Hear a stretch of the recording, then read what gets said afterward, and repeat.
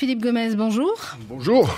Alors merci d'avoir répondu à notre invitation pour cette rentrée de C'est-à-dire. On vous entendait pas beaucoup ces derniers temps. Philippe Gomès, vous êtes donc le leader de Calédonie Ensemble aujourd'hui dans l'opposition, après avoir perdu votre fauteuil de président du gouvernement il y a tout juste un an.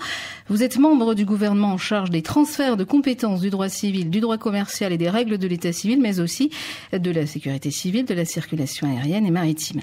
Des secteurs qui ne vous conviennent pas. Vous avez d'ailleurs, comme les deux autres élus Calédonie Ensemble, Philippe Dunoyer et Hélène Yekawé, engagé plusieurs recours en majorité sans succès auprès du tribunal administratif.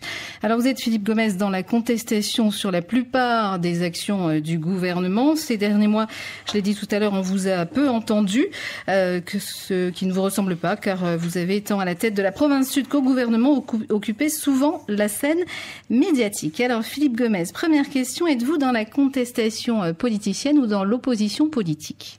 Ni l'un ni l'autre. Calédonie Ensemble est une force de proposition depuis l'origine. C'est ce qui a fait notre différence et je crois ce qui a fait que nous avons été entendus par les Calédoniens lors des élections provinciales de 2009. Donc lorsque nous nous opposons par exemple à la taxe générale sur les activités, qui est appelée avec beaucoup d'humour par certains Calédoniens, à juste titre me semble-t-il, la très grosse arnaque, c'est parce que au moment où la majeure partie des familles calédoniennes ont des difficultés à boucler les fins de mois, on va générer une inflation significative sur l'ensemble des produits calédoniens concernés par cette taxe, et notamment sur les produits de première nécessité. Il est donc nécessaire pour Calédonie Ensemble, qui a toujours fait du combat pour le pouvoir d'achat des Calédoniens, et notamment des classes moyennes, l'un des axes de sa politique. Il est donc nécessaire pour Calédonie Ensemble de s'y opposer. Vous avez d'ailleurs demandé une seconde lecture du texte. Tout à fait, qui devra avoir lieu le 9 mars. Et on se désole qu'elle ait d'ores et déjà été inscrite au Congrès de la Nouvelle-Calédonie. Je rappelle que l'intersyndicale s'est opposé au texte qui a été voté par le Congrès ces dernières semaines.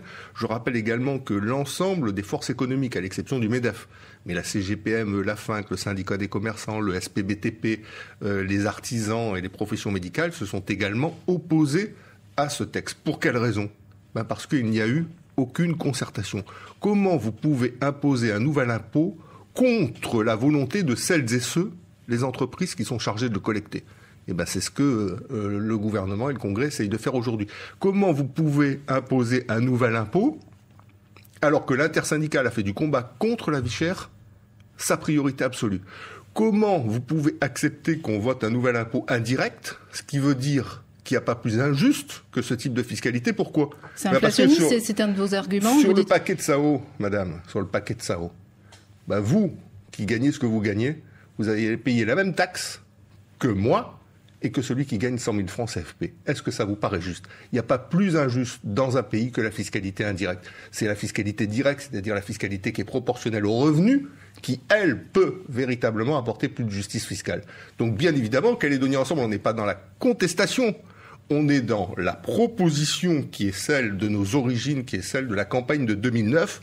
Oui à une Nouvelle-Calédonie émancipée, mais dans le cadre d'une justice sociale et d'une justice fiscale qui permettent à tous les Calédoniens, et notamment à ceux qui sont défavorisés ou ceux issus des classes moyennes, de vivre mieux dans leur pays. Et qu'est-ce que vous attendez de l'audience, de l'Assemblée, le 9 mars? Ce qu'on aurait souhaité, c'est qu'en cohabitant, le président du Congrès n'inscrive pas cette loi en deuxième lecture tout de suite, qu'il se comporte en président du Congrès, et non pas comme membre de la coalition, pour donner le temps nécessaire aux partenaires sociaux et aux forces vives économiques de travailler en liaison avec les services du gouvernement de façon à amender ce texte. Je vais vous donner un exemple d'amendement qui serait indispensable.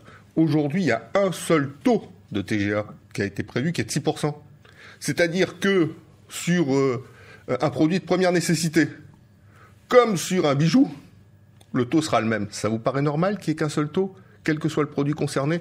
Donc bien évidemment, on pourrait mettre, c'était la demande de l'intersyndicale, des taux différenciés entre les produits de luxe et les produits de première nécessité. Donc voilà un amendement qui pourrait tout à fait passer dès lors que la concertation sera engagée. Sauf que cette concertation, elle n'existe pas et on peut que le regretter. Une nouvelle fois, ça sera la massue fiscale qui s'abattra sur le portefeuille des Calédoniens et je crois que c'est vraiment pas le moment. Alors avant de prendre une question d'un auditeur, peut-être votre avis sur l'action du gouvernement dont vous faites partie maintenant, plus comme président, mais l'action du gouvernement sur la lutte contre la vie chère. Est-ce que, compte tenu de ce que vous venez de nous dire, vous estimez qu'il y a une vraie lutte contre la vie chère en Calédonie? Écoutez, on va prendre 3 exemples. Je viens de parler de la massue fiscale de la TGA qui va donc venir prendre dans le portefeuille des Calédoniens qui est déjà pas très épais. On peut parler de l'augmentation des cotisations au RUAM qui vient d'intervenir, aussi bien pour les salariés que pour les travailleurs indépendants, qui là aussi va diminuer le pouvoir d'achat des Calédoniens. Et puis enfin, dernière chose, je lisais un article ce matin sur le bâtiment où tout va pas mal. Enfin, il y a quand même 20 milliards de chiffre d'affaires en moins. Le gouvernement vient de décider d'augmenter la TCA, vous savez, la taxe communale d'aménagement qui s'applique sur tous les permis de construire. Lorsque vous déposez un permis de construire, désormais, vous devez payer cette taxe qui s'applique sur la base d'un barème. Et il vient d'augmenter la TCA de 5%, comme si le secteur du bâtiment n'était pas déjà à moitié mort. En plus, ils sont en train de le finir en prenant des mesures de cette ampleur. Donc non, ce que je veux dire, c'est que la lutte contre la vie chère, on peut faire le bilan du gouvernement actuel, c'est-à-dire de la coalition en réalité, puisque c'est la coalition au pouvoir qui aujourd'hui décide de tout et qui impose sa volonté aussi bien à Calédonie Ensemble qu'aux autres minorités indépendantistes ou non indépendantistes qui n'en font pas partie. On peut dire qu'au contraire, elle aura aggravé en très peu de temps les choses et que, à mon sens, on aura une année 2011 extrêmement difficile. Je vais donner un exemple dans le secteur du bâtiment, puisque c'est le sujet du jour, donc autant donner un exemple. Le secteur du bâtiment, on aura en 2011 1000 à 2000 licenciements dans ce secteur-là. On a déjà 300 contrats à durée déterminée qui n'ont pas été renouvelés auprès des grands groupes. On va s'engager dans des phénomènes de chômage partiel massif, faute de travaux. Et bien évidemment, c'est un secteur important dans notre pays puisqu'il emploie une main-d'œuvre nombreuse. Et c'est souvent une main-d'œuvre peu qualifiée ou qualifiée de manière, qui s'est faite sur le tas, qui s'est faite sur le terrain. Et pourquoi on en est là en ce qui concerne le secteur du bâtiment? C'est pour 2 raisons essentielles et permettez-moi de les développer. La première raison, c'est l'arrêt des programmes de construction de logements sociaux. On construisait 1000 logements sociaux par an. 1000 logements sociaux, en moyenne à 20 millions de logements, ça fait 20 milliards de travaux. Aujourd'hui, vous savez le nombre de logements sociaux qui sera construit en 2011 par la province sud? 127. Donc, de 20 milliards de travaux, on va passer à 3 milliards de travaux. Et deuxième élément, la défiscalisation, qui a cessé de s'appliquer telle qu'elle a pu le faire à une certaine époque, et bien évidemment tous les logements intermédiaires qui sont aujourd'hui plus construits. Donc voilà pourquoi le secteur du bâtiment va mal. Vous savez, il y a un dicton populaire, et il faut souvent se référer au dicton populaire, parce qu'ils sont frappés au coin du bon sens. Quand le bâtiment va, tout va. Je vais vous dire qu'aujourd'hui, tout va très mal aller en ce qui concerne notre économie. C'est pas le seul point, il y aurait beaucoup d'autres choses à développer. On va justement au standard où un auditeur nous attend pour nous poser une question sur la vie chère. On vous écoute, monsieur. Bienvenue sur cette antenne. Oui, merci. Bonjour, monsieur Philippe Gomez. Bonjour, monsieur. J'ai une petite question, moi, parce que tout le monde, tous les groupes politiques parlent de la vie chère, de la vie chère, de la vie chère. Et j'ai entendu récemment sur les antennes qu'on va faire venir de métropole des personnalités pour essayer de comprendre pourquoi la vie chère en Nouvelle-Calédonie. Mais je pense que ça serait sympathique de leur dire que c'est pas la peine de venir, qu'ils regardent juste les marges, les produits quand ils arrivent et quand ils sont revendus, quoi. Parce que je pense que au fur et à mesure que les politiques veulent nous faire comprendre quelque chose, je crois que c'est tout le contraire que les gens du peuple comprennent, quoi. Et il y a une distance entre les politiques et les gens qui devient, c'est même plus un fossé, quoi. C'est incompréhensible, quoi. Alors, monsieur, voilà, quelle est votre question? Donc sur la vie chère, est-ce qu'il est vrai qu'il va y avoir un groupe qui va se réunir de métropole pour venir pour constater que la vie est chère? Vous parlez de la haute concurrence. Harold Martin a eu d'ailleurs un déplacement récemment à ce propos. Philippe Gomez, vous répondez? Oui, d'abord pour dire que le monsieur qui est intervenu a tout à fait raison. Je rappelle que selon les statistiques qui ont été rendues publiques il y a quelques mois par UFC Que Choisir, le coût de la vie en Nouvelle-Calédonie est en moyenne 2 fois supérieur à celui de la métropole. Donc ce coût, il est dû à un certain nombre de raisons. Bien évidemment, l'éloignement, le fait qu'on soit une île, le fait que 2 tiers de nos approvisionnements viennent de métropole, mais il est dû aussi à une autre raison.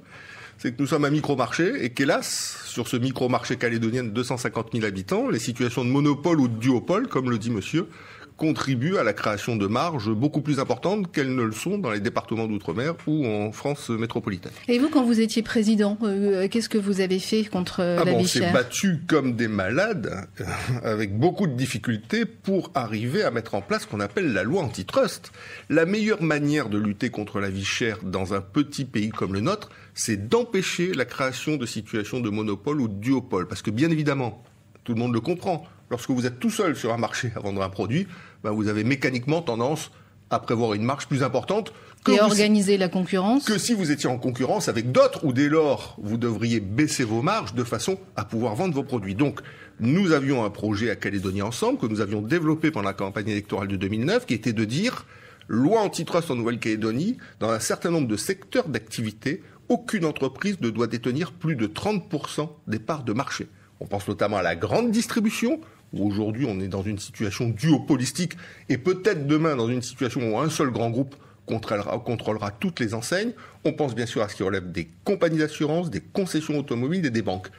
Dès lors que vous mettez en œuvre une règle de cette nature, pas plus de 30% à un seul groupe, vous avez mécaniquement au moins 4 groupes qui vont devoir se faire concurrence sur le marché et dès lors qui auront tendance à pas faire les marges telles qu'ils souhaitent les faire, mais à les réduire de façon à garder des parts de marché qui soient suffisamment significatives pour les faire vivre. Et donc l'autorité de la concurrence qui vient, c'est à la demande de Calédonie Ensemble. Nous nous sommes battus comme des, comme des chiens, comme des fauves. Comme des diables, peut-être. Comme des diables, voilà, je vous remercie de m'avoir donné le bon mot qui ne me venait pas. De façon à ce que cette autorité vienne ici pour qu'elle rende un rapport à l'instar de ce qu'elle a fait, vous vous souvenez, quand il y avait les événements en Guadeloupe, en Martinique, à La Réunion, pour qu'elle rende un rapport sur les structures économiques de la grande distribution et de l'importation dans notre pays, qui permettra de mettre à jour ce qu'a dit monsieur, c'est-à-dire que les marges, étant donné la situation de faible concurrence dans la grande distribution et dans l'importation, que les marges sont excessives, et les marges, elles se font sur qui ? Elles se font sur les dos des Calédoniens. Et donc, une fois que ce rapport aura été rendu, vous pouvez faire confiance à Calédonie Ensemble pour continuer à œuvrer, pour faire des propositions concrètes, comme nous l'avons fait sur le minimum vieillesse et sur d'autres sujets, de façon à ce que demain, cette loi antitrust soit applicable en Nouvelle-Calédonie. C'est la seule véritable manière structurelle de lutter contre la vie chère. Tout le reste est d'une manière ou d'une autre voué